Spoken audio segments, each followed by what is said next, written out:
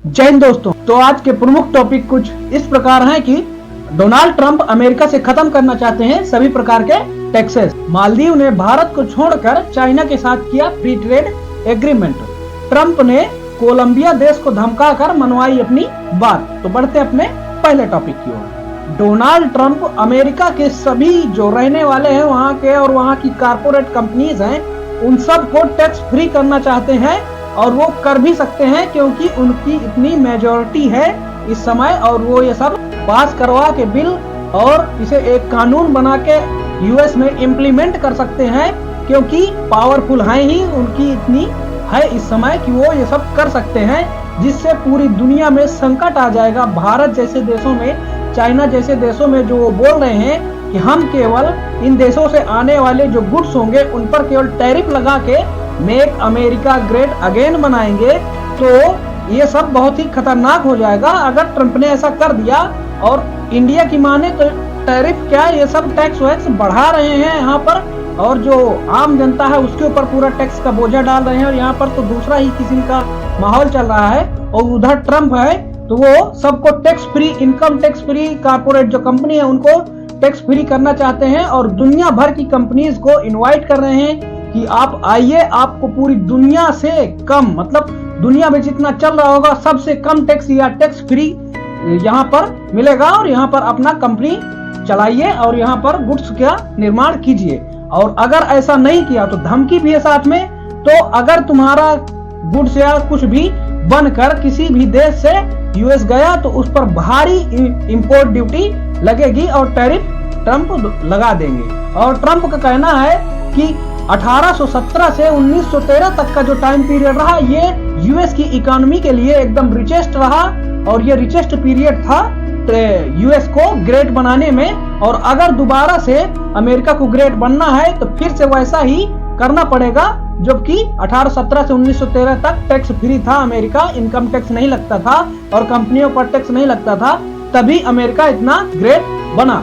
और 1913 के बाद अमेरिका में तरह तरह के टैक्स आ गए जिससे कि अमेरिका का डिक्लाइन होना चालू हुआ और अमेरिका का वर्चस्व अब तक खत्म ही होता चला जा रहा है।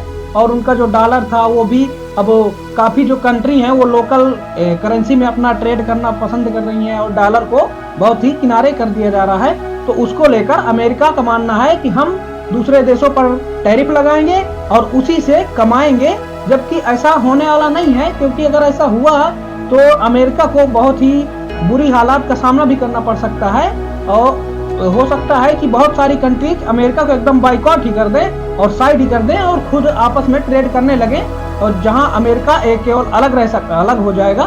तो देखना ये होगा कि अगर ये प्लान डोनाल्ड ट्रंप इम्प्लीमेंट करते हैं तो दुनिया में क्या प्रभाव पड़ेगा। दुनिया इससे बहुत ही खराब सिचुएशन से गुजरेगी और ये डोनाल्ड ट्रंप अभी जो पावर इतनी है दुनिया को किसी भी मोड़ में घुमा सकते हैं।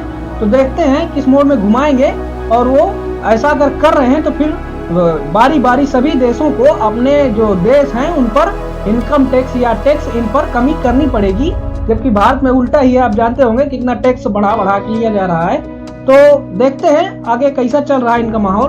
तो टेंशन में आ जाएंगी अपनी ताई जो टैक्स की एकदम मास्टर बनी हुई है। जो लोग बोलते हैं कि मर रहे हो तो दीदी बोलती है टैक्स लगा दो, ये ताई, और खा रहे हो तो टैक्स लगा दो, आटा गूंद रहे हो टैक्स लगा दो, कुछ भी कर रहे हो इनका ये मन है टैक्स लगा दो। कुछ दिन बाद बोलेंगी ये जो रील का माहौल चल रहा है, इंस्टाग्राम ये सब में बन रही है तो इनमें भी बोलेंगे रील में भी टैक्स लगा दो, इनका नाम यूज करेंगे तब भी टैक्स लगा दो। वहीं अमेरिका टैक्स फ्री कर रहा है तो इन्हीं की टेंशन बढ़ने वाली है। हमारे लिए तो सब वैसा ही है, ना हमारे इतने पैसे हैं कि इन्हें टैक्स दे, जो होगा तो देखा जाएगा। तो अगर किसी को टेंशन लेना है तो टैक्स की देवी जी आप ही लीजिए, हम तो बढ़ रहे हैं अपने दूसरे टॉपिक की ओर। मालदीव साला इतना हराम का पिल्ला है कि भारत इतना तू करके रोटी डाला और भारत ने ही खिलाया पाला पोसा, फिर भी साला चाइना की गोद में ही जाके बैठ गया और फ्री ट्रेड एग्रीमेंट चाइना के साथ साइन किया, टर्की के साथ साइन किया। तो और भारत जो इतना इनका रिलेशन अच्छा रहा, भारत ने इनका इतना साथ दिया, 2024 में कोलैप करने वाला था और इकोनॉमी तबाह होने वाली थी मालदीव की, तो भारत ने ही सपोर्ट दिया जब चाइना ने इन्हें लात मार के भगा दिया था और बोला था जाओ बेटा जहां मरना है मरो, हम केवल फरे फरे के साथी हैं। तो आए थे भारत के ही पास। भारत ने इन्हें स्वीकार किया और तमीज से बैठाया उठाया, और अब भारत से ही दगाबाजी। तो हुआ कुछ ऐसा है कि पहले इन्होंने, जब ये मुइज्जू जीते थे ना, तो ये गए थे चाइना और वहां पर फ्री ट्रेड एग्रीमेंट साइन करके चले आए थे। तो अब इनको वहां से चले आए थे, तो अब पता थोड़ी ना था कि ये इम्प्लीमेंट हो जाएगा ये, और ये अपना 1 जनवरी 2025 से इनके फ्री ट्रेड एग्रीमेंट काम करने लगेगा, इम्प्लीमेंट हो जाएगा। तो वहां से ये भाग कर आए। जब चाइना कर लिया, इन्हें कुछ भी नहीं दिया, ना ही इनकी कोई सहायता की, तो ये आए। तो फिर भारत की तरफ आसरा लगा के देखे, और फिर भारत आए, और भारत से अपना एक ये सोचा गया कि भारत का एक बढ़िया मूव रहा, क्योंकि जो चाइना है वो मालदीव में घुसकर बैठने वाला था। तो भारत ने इनकी एक्टिविटी एकदम खत्म ही कर दी थी, और मालदीव से अच्छे रिलेशन बन गए थे मुइज्जू के काल में। तो ये थोड़ी ना पता था कि ये फ्री ट्रेड एग्रीमेंट इंप्लीमेंट हो जाएगा और काम करने लगेगा, जबकि इन्हें भारत से फ्री ट्रेड एग्रीमेंट करना चाहिए, जबकि इतना हेल्प किया है, और जब ये डेट में डूब रहा था इनका साथ दिया है, और $400 मिलियन का सपोर्ट किया था, और 3 बिलियन इंडियन रुपये जो है अपने रुपये ये दिए थे। और जबकि इनको उसी टाइम पर $25 मिलियन का भुगतान करना था इन कंट्रियों को, अदर कंट्रियों को, जिनसे इन्होंने ले रखा था, और वो इन्हें छूट नहीं दे रही थी। तब ये डेट में डूब गए थे और चाइना के एक कर्जे के जाल में फंस गए थे। तो भारत ने इन्हें निकाला था और इनकी सारी जरूरतें पूरी की थी, और एक भूल चूक होके इन्हें अपना रीजन का पार्टनर माना था। फिर भी ये चाइना की ही गोद में बैठेंगे, जबकि उनसे फ्री ट्रेड एग्रीमेंट करके चाइना और ये जो टर्की है, इनसे इसको फायदा नहीं है, क्योंकि जो 25-30 बिलियन डॉलर का इनको फायदा होता था, तो वो अब नहीं होगा। जो इन्हें फ्री ट्रेड एग्रीमेंट में अगर वहां से गुड्स आते थे तो टैक्स लगा के, टैरिफ लगा के इनको मिलते थे, तो अब नहीं मिलेगा। जबकि ये इतनी गरीबी से पहले ही जूझ रहे हैं, और इनको भारत के साथ ऐसा करना चाहिए, क्योंकि आपस में काफी करीब हैं। तो अब भारत भी नहीं करेगा। और जो भारत इन्हें ऐड देता था ना हर साल, जब भारत का बजट आता था, तो भारत ने भी बोल दिया है कि अब से ये ऐड तुम्हें नहीं दी जाएगी। अब तुम ऐड भी उन्हीं देशों से लो जिससे तुम फ्री ट्रेड एग्रीमेंट साइन किए हो। तो अब भारत और मालदीव के रिश्ते फिर से वैसे ही होने जा रहे हैं जैसे 2024 में मुइज्जू ने आते ही कर दिए थे। फिर बाद में तो काफी सही हुए, मगर फिर से चाइना की गोद में बैठ रहा है, तो फिर अब वैसे ही होंगे। तो देखते हैं मुइज्जू की औकात कितनी बढ़ती है और ये कहां तक जाते हैं। तो अब ये चलता रहेगा इनका, और भारत भी ने अब इनकी असली औकात दिखाएगा। तो बढ़ते हैं अपने तीसरे टॉपिक पे।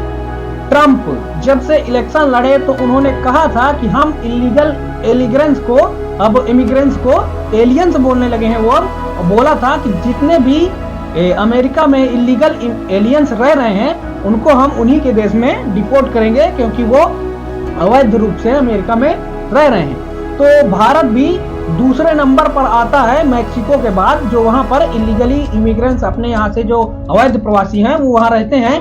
तो 18,000 भारतीयों को इंडिया ने तो मान लिया है कि यहाँ भेज दीजिए, हम वापस लेने के लिए तैयार हैं, क्योंकि ये इंडिया की मर्जी से तो गए नहीं है, और मैक्सिको से पहले नंबर पर जाते हैं, वहां पर इलीगली रहते हैं। और फिर कोलंबिया सब देश आते हैं। तो कोलंबिया, ब्राजील, ये सब साउथ अमेरिका की कंट्री हैं। तो कोलंबिया के जितने अवैध प्रवासी अमेरिका में रह रहे थे, तो ट्रंप ने अपने वहां पर बोल दिया है कि जिस जिस देश के अवैध प्रवासी वहां पर रह रहे हैं अमेरिका में, उनको सबको पकड़कर उनके देश वापस भेज दिया जाए। तो जब कोलंबिया के देश के नागरिकों को, जो वहां पर इलीगल एलियंस रह रहे थे, उनको पकड़कर जो वहां के जहाज हैं मिलिट्री, उन पर डाल के कोलंबिया भेजा जाना था, तो 2 जहाजों में भर के भेज रहे थे ट्रंप।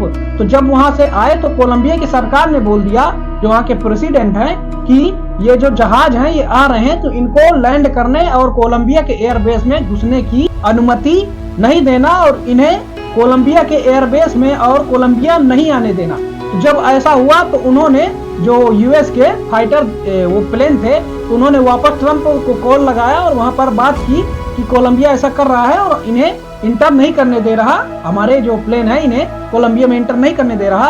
तो फिर ट्रंप ने धमकाना चालू किया कोलंबिया की सरकार को कि हम इस पर 25%, 30%, 50%, इससे ज्यादा भी टैरिफ लगाएंगे, कोलंबिया की इकोनॉमी को तबाह कर देंगे, और कोलंबिया में अपने मिलिट्री भेजकर वहां पर तरह तरह के एक्शन लेंगे। कुछ भी बोला और धमकाया, बहुत ही ज्यादा एकदम परेशान कर दिया।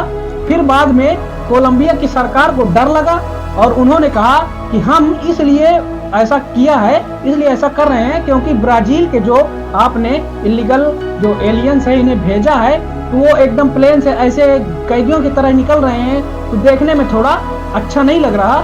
इसलिए हम अपने जो नागरिक हैं कोलंबिया के, उनको ऐसी हालत में नहीं देखना चाहते और ऐसा नहीं इन्हें लाना चाहते, क्योंकि सेंटीमेंट्स का जो है ऐसा बोलकर उन्होंने कहा, फिर ट्रंप से बचने के लिए कहा कि हम ये सब जो टैरिफ लगाने की बात आप कर रहे हैं, इस पर ये सब छोड़िए और आप जैसे भी भेजना चाहे उन्हें, जैसे भी आपकी मर्जी हो वैसे आप भेज सकते हैं और हमसे गलती हो गई, ऐसा उन्होंने बोला।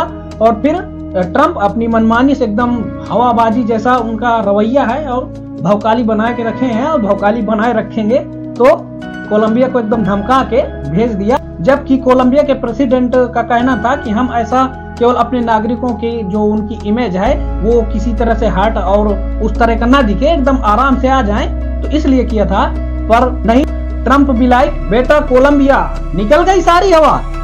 कोलंबिया भी एकदम डर गया, एकदम थर्रा गया था और वहां से अपने एलियंस को, एलियंस ही कहिए आप भी, मंगा लिया है और अब अपने देश में जो अवैध प्रवासी अमेरिका में रह रहे हैं वो अब सारे देशों में भेजे जाएंगे, भारत में भी भेजे जाएंगे। तो भारत भी ऐसा अगर करता यूएस के साथ कि नहीं हम अपने नहीं लेंगे इलीगल एलियन जो आपने बोल रहे हैं और ये सब अवैध प्रवासी हम नहीं लौटाएंगे, पहले जैसा बोल रखा था, मतलब कुछ जवाब नहीं देता था भारत।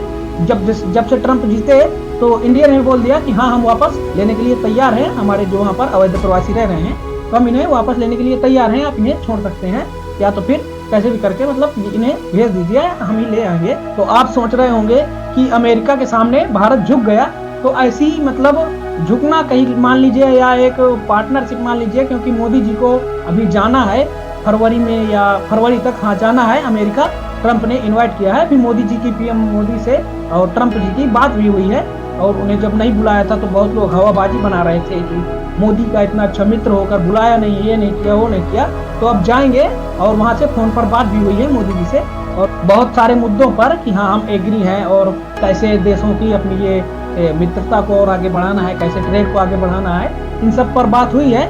मोदी जी हो सकता है अमेरिका विजिट करें और हम पाकिस्तान थोड़ी ना है कि उसके पास ना कुछ खाने को है ना चबाने को, तो सीधा ट्रंप से एकदम लड़ जाएंगे, जैसे वो बोल दिए हैं कि एलोन मस्क सॉरी बोलो जब भी तुम्हारा स्टारलिंक यहाँ इंटर करने देंगे, जब भी तुम इंटरनेट यहाँ प्रोवाइड करा सकते हो। और ट्विटर तो बैन ही कर रखा है, फिर भी VPN यूज करके शहबाज शरीफ वहाँ के पीएम इतने निठल्ले हैं मान लो, करते हैं ट्वीट करते रहते हैं और जनता भी उनका मजाक उड़ाती रहती है, तो उनके पास खाने चबाने को है नहीं, तो ऐसा बोल सकते हैं, हम ऐसा नहीं कर सकते। आप सोच रहे होंगे पाकिस्तान तो सीधा एलोन मस्क को टारगेट करके बोलता है सॉरी बोलो, तो एलोन मस्क जिस दिन मूड में आ गए ना बेटा, तो उस दिन पाकिस्तान को भी एकदम सॉरी ही लाइक छोड़ेंगे, एकदम पता ना पाकिस्तान का होगा। तो पाकिस्तान की अलग बात है भाई, क्योंकि उसके पास है कुछ नहीं, वो बोल सकता है एलोन मस्क को बेटा तू सॉरी बोलेगा, ऐसा बोल सकता है, बट जबकि इंडिया नहीं कर सकता, क्योंकि एलोन मस्क ही इनडायरेक्ट प्रेसिडेंट हैं। तो पाकिस्तान को भी नहीं समझ में आ रहा, अभी पता चले वो कल बोल दे कि बेटा एलोन मस्क सॉरी तुमने नहीं बोली, अब हम तुम्हारे रॉकेट में स्टारलिंक के भड़का देंगे अपना।